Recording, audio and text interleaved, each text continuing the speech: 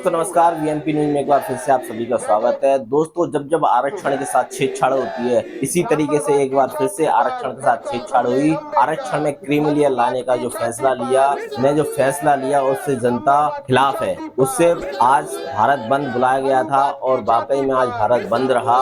पूरे भारत में शांति तरीके से इस बार भारत बंद को जो आह्वान किया गया था उस शांतिपूर्ण तरीके से निपटाया गया। लेकिन सभी दलों ने एक चेतावनी दी, भारी बड़ी चेतावनी दी कि 7 दिनों के अंदर इस कानून को अगर वापस नहीं लिया गया तो भारत बंद नहीं, बंद करा दिया जाएगा। दोस्तों इसी के साथ हमारे काफी सारे सहयोगी हैं, आइए उनसे बातचीत करने की कोशिश करते हैं। और भीम आर्मी के रूपेश कैन जी हैं, साथ ही साथ हमारे ओबीसी महासभा के मिस्टर धर्मेंद्र कुमार जी हैं और भी तमाम सारे ऐसे लोग हैं, इनसे हम बातचीत करने की कोशिश करते हैं। तो आप हमारे चैनल पर बने रहिए, चैनल को लाइक शेयर सब्सक्राइब जरूर करिए। धन्यवाद।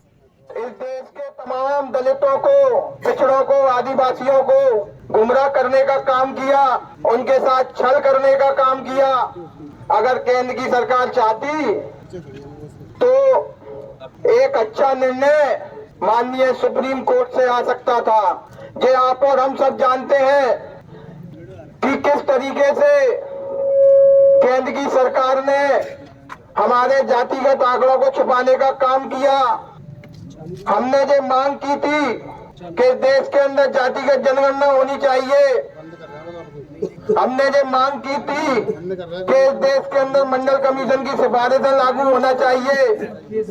तब सत्ता की तरफ से एक बात हमारे पास पहुंचाई गई कि SC ST के संदर्भ में तो जातिगत जनगणना है।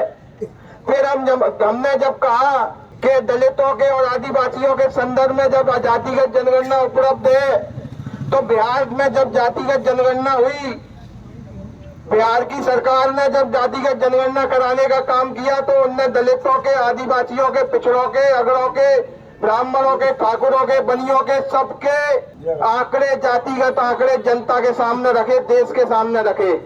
अगर 2011 की जनगणना में जातिगत आंकड़े दलितों के और पिछड़ों के हैं तो फिर देश के सामने वो आंकड़े उपलब्ध कौन? जब न्यायालय इस फैसले को लिख रहा था उस वक्त केंद्र ने अपने प्रतिनिधि भेजकर, अपने वकील भेजकर उन आंकड़ों को छुपाने का काम किया। आज हम ग्वालियर की इस क्रांतिकारी धरती से करते हैं और केंद्र की सरकार से पूछते हैं कि इस देश के पिछड़ों का, दलितों, आदिवासियों का क्या कसूर था, का क्या कसूर था अंदर न्यायालय के सामने छुपाने का काम किया। न्यायालय जो तथ्यात्मक चीजों पर चलता है उसे एक ये मजबूर होना पड़ा जिसमें कोटे में कोटा लागू कर क्रिमिनल बात, दलितों की जो जातियां 6773 जातियां, आदिवासियों की जो हजारों जातियां उन्हें बांटने का काम किया गया। इसमें पूरी तरीके से केंद्र की सरकार दोषी है। इसमें नरेंद्र मोदी, अमित शाह वाले अंबानी, अडानी गुलाम बनाना चाहते हैं। वो इस देश में जानबूझकर आरक्षण की उस बहस को छेड़ना चाहते हैं ताकि इस देश में ये बात ना हो सके कि इस देश में जो आर्थिक गुलामी हमारे ऊपर थोपी जा रही है, आर्थिक गुलामी से हमें पीड़ित किया जा रहा है। और इनको बैकअप देने वाले वो RSS के मोहन भागवत, ये 5 लोग जो इस देश को आर्थिक गुलामी की तरफ लेके जा रहे हैं, पूंजीवाद की तरफ लेके जा रहे हैं, उसकी बात ना हो सके इसलिए बार बार इस आरक्षण के मसले में, इस आरक्षण की आग में हमको ढकेलने का काम किया जाता है। दोस्तों हमारी दूसरी मांग है कि मंडल कमीशन की रिपोर्ट लागू की जानी चाहिए। क्या आप इस बात को जानते हैं? कमीशन की 4 सिफारिशों में से सिर्फ 2 सिफारिशें लागू हैं। एक सिफारिश मंडल कमीशन की ये भी कहती है कि जितने भी प्राइवेट संस्थान हैं, जितनी भी प्राइवेट कंपनियां हैं, जो निजी स्वामित्व की कंपनियां हैं, चाहे फिर वो अंबानी की कंपनी हो, चाहे फिर वो अडानी की हो, चाहे फिर वो टाटा की हो, बिरला की हो या किसी दूसरे उद्योगपति की हो, पूंजीपति की हो, मंडल कमीशन की उन 40 सिफारिशों में से एक सिफारिश ये कहती है कि जितने भी जो निजी संस्थान है जो सरकारी सहायता प्राप्त है, सरकारी वित्तीय सहायता प्राप्त है, उनमें आरक्षण सुनिश्चित। अगर मंडल कमीशन की वो रिपोर्ट लागू होती लेकर ये फैसला विस्तृत रूप से लागू हो सकता था कि नहीं हो सकता था?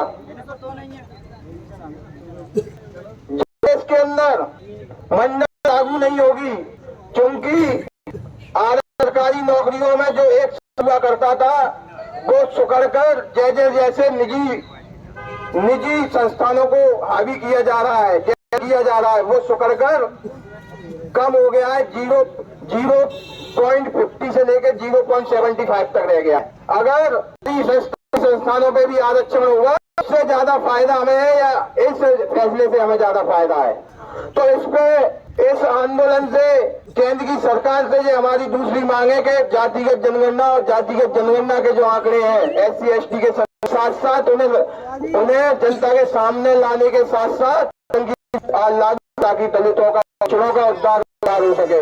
इस देश के अंदर सब दिखा रहे थे, इस संविधान से हम, तो पहला शब्द है हम देश के तमाम दलितों, पिछड़ों को, ब्राह्मणों को ठाकुर परिभाषित करता है। आज उस हम की भावना में परिवर्तित कर दिया गया और मैं भारत का गृह मंत्री तक सीमित कर दिया गया। सबसे बड़ी बात तो ये है, और इस चीज का हम विरोध करते हैं। और बताऊं कि बाबा साहब जब जिस देश का संविधान लिख रहे थे, तो बाबा साहब जब हम शब्द लिख रहे थे ना, तो उसका तात्पर्य तुमसे लगाना, तुमसे, वो ये कह रहे थे, उनके मन में ये भावना थी, निश्चित ही थी कि जब इस किताब को बर्बाद किया जाए, इसको कुचला जाए, तो तुम भारत के इस किताब को खत्म करने वाले, उनका सबक सिखाने का काम करना। तो हमको तुमसे लगाना, और तुम जो इस संविधान को बचाने के लिए, आरक्षण को बचाने के लिए ऐसे ही लड़ते रहना। आपका बहुत बहुत धन्यवाद, बहुत बहुत शुक्रिया। धन्यवाद माननीय रतन साहब। अब हमारे महासभा के राष्ट्रीय कमेटी के सदस्य माननीय एडवोकेट धर्मेंद्र कुशवाहा जी हैं, अपनी बात करें। माननीय धर्मेंद्र कुशवाहा साहब।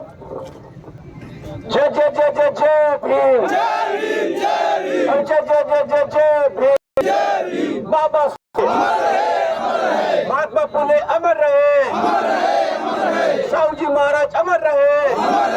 ये माननीय उच्चतम न्यायालय के द्वारा SC ST वर्ग में कोटा को लेकर जिस प्रकार से फाइंडिंग दी है, और इसमें जिस प्रकार से जातिगणना के लिए बोला जा रहा है, सरकार के द्वारा नहीं किया जा रहा। पहले मध्य प्रदेश के अंदर डाटा पेश नहीं किया तो 27% आरक्षण गया था। उसी प्रकार से जिस प्रकार से टारगेट कर रहे हैं, पहले मुस्लिम को करते, फिर दलित को कर रहे, फिर आदिवासी को भी कर रहे हैं। मुस्लिम को तो कर ही था, लेकिन ये पूरे OBC SC ST और मुस्लिम भाइयों पे टारगेट कर रहे हैं। उनके हक अधिकार को खत्म किया स्पष्ट हो चुका है कि ये नरेंद्र मोदी की सरकार, मोहन यादव की सरकार, SC ST OBC है, ये लोगों को वोट ले सकती है पर इनकी हिस्सेदारी नहीं दे सकती। और इसके लिए आज OBC महासभा ने महामहिम राज्यपाल, राष्ट्रपति जी, प्रधानमंत्री, OBC कमीशन अध्यक्ष को हमने आज ज्ञापन दिया है, और हमने कहा है यदि हमारी मां को जिस प्रकार से ये हनन हो रहा है, ये जनगणना नहीं करा रहे, ये जिस प्रकार से वर्गीकरण की बात को जजमेंट के द्वारा कराया जा रहा है, इसमें अगर पूर्ण रूप से सरकार इनको हिस्सेदारी नहीं देती तो आने वाले समय में पूरे देश के अंदर पिछड़े वर्ग के लोग OBC महासभा के क्रांतिकारी साथी जन सैलाब के साथ रेल रोकने का काम करेंगे पूरे भारत को। अभी तो हमारे SC ST भाइयों ने OBC महासभा भी कॉल करेगा। सर, जैसा नहीं देखने को मिला, जैसे कि पहले OBC महासभा या OBC वर्ग इतना जागरूक नहीं था, तो इतना OBC वर्ग अपनी हित की मांग OBC पे अत्याचार होना। देखिए कारण क्या है, ये आज शुरुआत हो गई है, लोग अपनी बात कहने लगे। उस दिन से जन जागृति के तौर पे उनके साथ अन्य अत्याचार बढ़ने लगा, क्योंकि ये समाज अभी तक जानता नहीं था अपनी हिस्सेदारी को पूरी तरह से। आज जान चुका है तो रोडों पे लड़ रहा है और पूरे देश के अंदर लड़ रहा है अपनी हिस्सेदारी के लिए। साथ ही हमारे सुग्रीव जी भी हैं। सर, क्या कहना चाहेंगे आज के आंदोलन? ये जो आज का जो आंदोलन है, और हमारे SC ST OBC सहयोग से आज भारत बंद का आंदोलन किया गया है। इसमें विशेषकर जो सरकार की जो मंशा है, पहले इन्होंने पिछड़े वर्ग के साथ में यही किया था, उन्होंने बैकवर्ड के लिए, जब बैकवर्ड ने इसका विरोध नहीं किया तो इनके हौसले बुलंद हो गए, और इन्होंने आज SC ST वर्ग के लिए क्रीम लेयर को लाना चाहते हैं, जो सुप्रीम कोर्ट का एक आदेश है, कोई न्यायपालिका नहीं है। लेकिन जैसे जैसे 21 अगस्त भारत बंद की डेट नजदीक जाती गई, आती गई, लोग उसको हल्के में लेते रहे, और जब 19 तारीख की रात्रि में हमारे भीम आर्मी के राष्ट्रीय अध्यक्ष माननीय बलराम सिंह जी का एक ट्विटर के माध्यम से आदेश हुआ, तो सारे के सारे भीम आर्मी के लोगों में एक वाल खून, एक झूठ पैदा हो गया। क्योंकि भीम आर्मी एक ऐसी चीज है ना वो जाति पर लड़ती है, ना धर्म पर लड़ती है, ना शासन से ना प्रशासन से लड़ती है।